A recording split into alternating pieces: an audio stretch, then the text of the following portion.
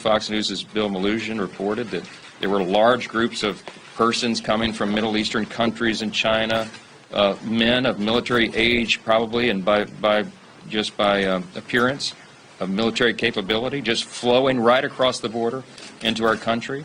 The problem continues every single day.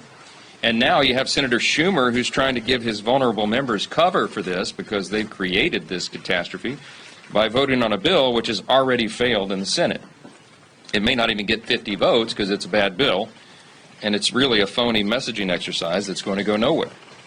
The House, of course, as we all know, we talk about in here all the time, we passed multiple bipartisan bills, by the way, to secure the border and deport criminal illegal immigrants, including the Lake and Riley Act. But every single measure that we have sent to the Senate has been blocked by Senator Schumer.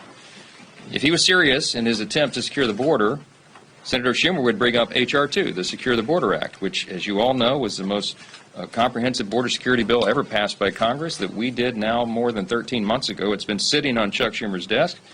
If they were serious, they would move that legislation through the Senate and get it to the president's desk, and he would sign it into law. But they are not serious about it because they engineered the open border.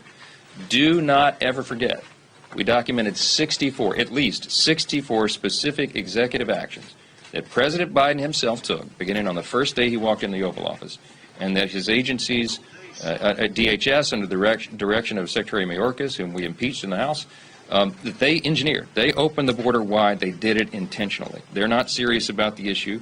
Many Democrats, many leading Democrats here in Washington want illegal aliens in our country. Why? So they can become voters and they can affect the outcome of the census in 6 years to affect reapportionment in Congress.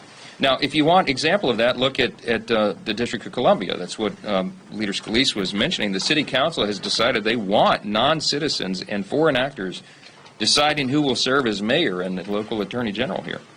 As the body in charge of overseeing D.C., Congress will not support such lawless behavior.